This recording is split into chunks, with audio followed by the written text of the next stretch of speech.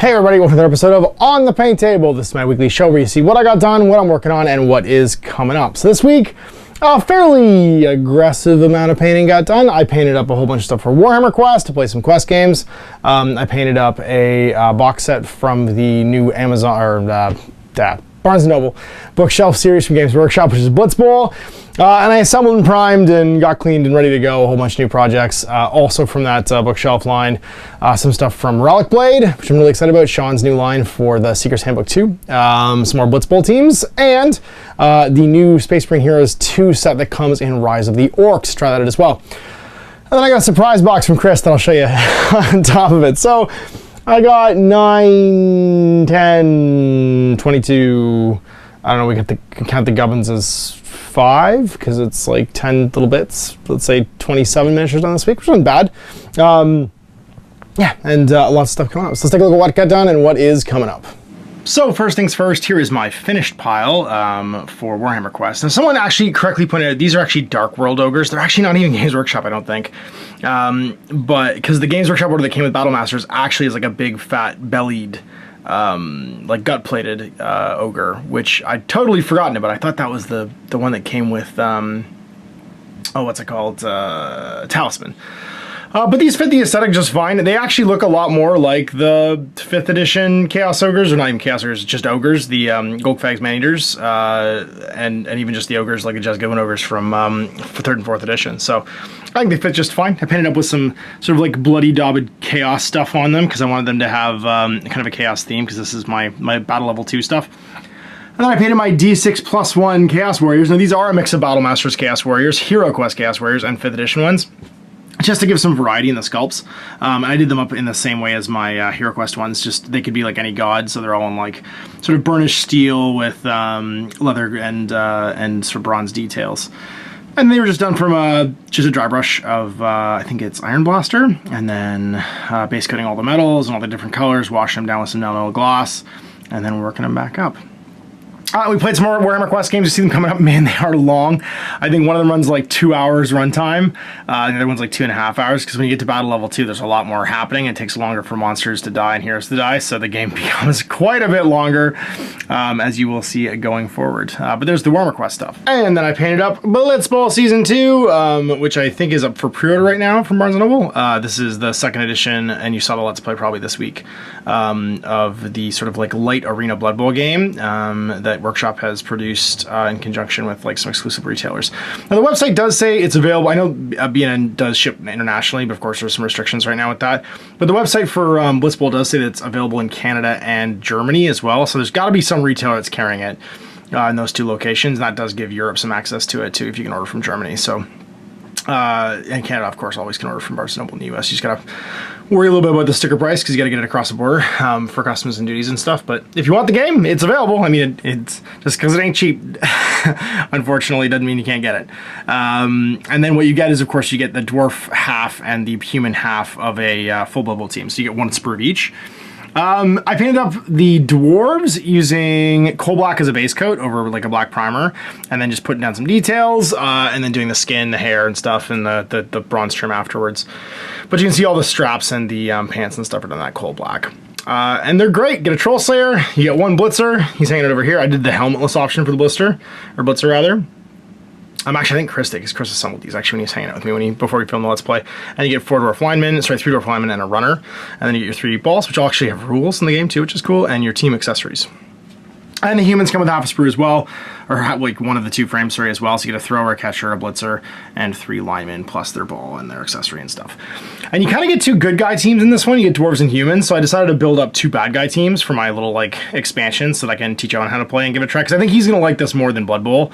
He found Blood Bowl just to be, because, and I mean, this is just as I've gotten older too, my criticism of Blood Bowl is that it's just, the turn structure is kind of anachronistic, and you can go into the second half for like turn 9 or 10, basically the 16 turns in the game, and know who's going to win. And if you're playing a campaign game, that's okay, because you can do like, you know, your farming of MVP points by, you know, hitting people and making completions and stuff, and there's still like some value in playing the game. But if you're playing a one-off game, it can be that it's just slow and you know who's going to win. You just forfeit. And this game's a lot more snappy. It's a race to 10 ahead of your opponent, or to get to the end of the challenge deck and the end game challenges, and then have the most points. So it's you're never out. And if you watch the Let's Play, you can see that you're never really out of the game. And because of the sort of action structure of the game too, it turns over quickly, and you're never kind of like sitting around doing nothing.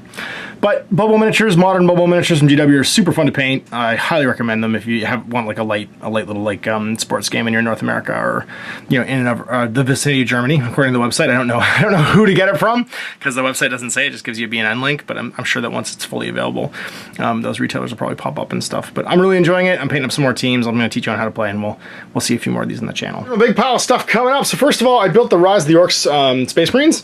Now these are the same Space Marines from Space Marines Heroes 2.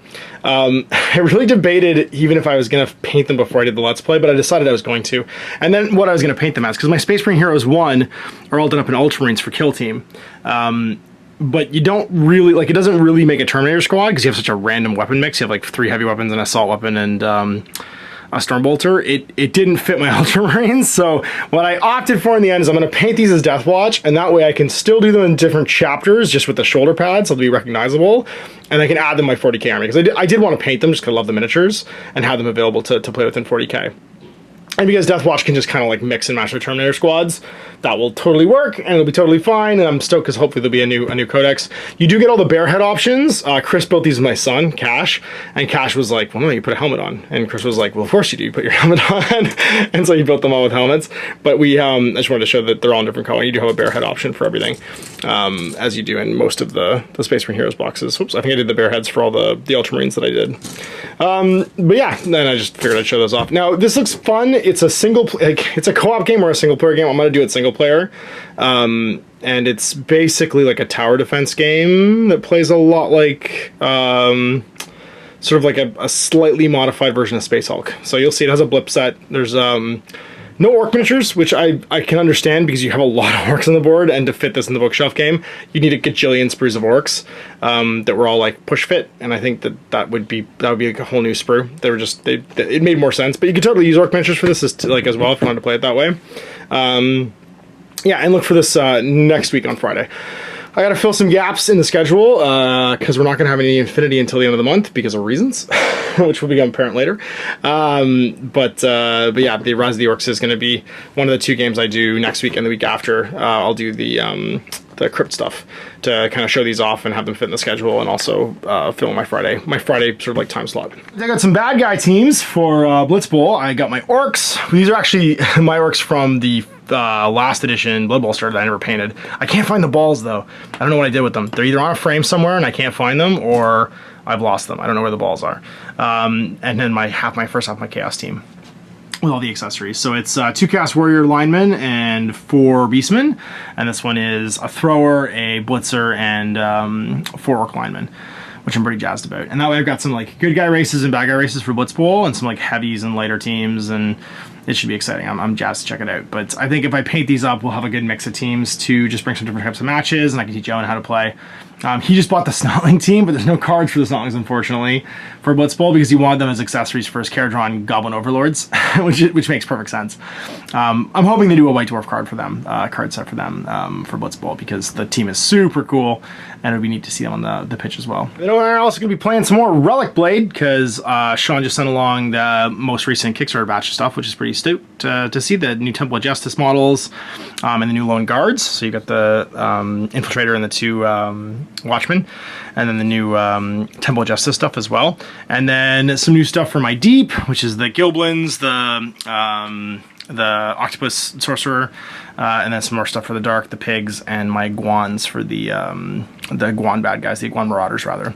Adventure gear and some Seeker's Handbook 10-card expansion as well. So I'm gonna get these painted up and play some games. This is the surprise box that Chris brought. He'd been digging through his storage unit, getting rid of stuff, and he and I ages ago split the Confrontation hybrid board game box, and I asked if he could find it, if he'd give me that stuff back so I could actually play the board game, because I have all my stuff for my Durs, but I don't have like I have like the hybrids and stuff, but I don't have the purifiers. And so he found all the purifiers and a few extra like odds ends for the Griffins to play with, and I'm gonna paint those up, and we'll be able to actually do hybrid at some point as a Throwback Thursday, because it's a really cool board game with really cool assets. And then also he was just like, oh yeah, and apparently I had more Durs as a Durs army, so he just gave me all this Durs stuff too.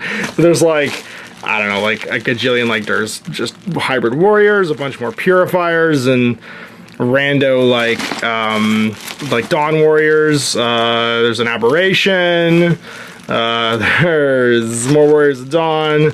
The big Karatis stuff. Oh Jesus, more the Pest of Flesh. I think it's another either aberration or abomination, whatever they were called. More Dawn warriors. Yeah, it's madness. This is you've seen my storage. Well, Chris has seen my storage unit. Chris's storage unit is equally insane, and the fact that we used to live together means that we both know what's in it. So he had to dig and brought all this stuff up. See if you see a new bunch of confrontation stuff in the future, it's because Chris has now basically forced my hand. And so there you go, another painting table done and on the books, about 27-ish. I mean, if I count all the balls and the accessories and stuff, it's just 5 instead of 10 miniatures painted this week. And then lots of projects on the go, more stuff for Blitz Bowl, more stuff for the bookshelf series with Rise of the Orcs. I need to do the Crypt Hunters as well for another Friday, because I'm gonna do those the next 2 Fridays, just to try them out and see what they look like. They don't have a lot of, like, apart from Blitz Bowl, I would say, like the replayability, unless you're like bringing your kind of board game friends in for it as a war game, is probably pretty low. So I want to show them off and then get them through the schedule. And also, there won't be any Infinity until the end of the month because reasons. I'd be murdered by the Spanish Inquisition for telling you. But that means that I have some gaps in the schedule, which is perfect because I wanted to get to these games. And they didn't fit any really well without like pushing games really far back for like 40K and for Age of Sigmar and stuff. And that's perfect. So you'll be able to see more of that in the future too. But I will definitely be playing more Blitz Bowl because it's got the most, like, there's lots of teams, there's lots of options to expand it, sort of like full war game gamut stuff too. And then look for, as we wrap up the Dracula's America stuff on Tuesdays, you'll look for some Relic Blade coming out too, because and I are both super pumped for that new stuff. As well as another super secret project from Sean, which is going to launch sometime around when we launch Blaster Volume 2. There's going to be another fully like realized war game in there for you guys to try out, and Sean's done some miniatures for it that I'm going to show you later. Not right now, but they're exciting. And so there you go. We'll see you next week for more On the Paint Table. Tune into Widgets and Wonders tomorrow, and you can check out my GMG review today as well. Until next time, I'm Ash. Happy gaming. I hope you enjoyed that video. If you want to support the channel, of course, like and subscribe and hit the little bell below so you get notifications when I post future content. I do post stuff 7 days a week. If you want to support the channel further, you can, of course, buy a t-shirt through Spreadshirts, buy a measuring gauge or objective markers from Death Ray Designs, or, of course, most importantly, there is Patreon. Patreon is what makes all this possible, keeps the lights on, pays for the studio costs, pays for the equipment, model costs, and everything else, and most importantly, puts food in my kids' bellies and a roof over their heads. Big thanks to everyone, past, future, who supported me. I do this stuff because of you guys, and of course, I will continue doing it as long as I can.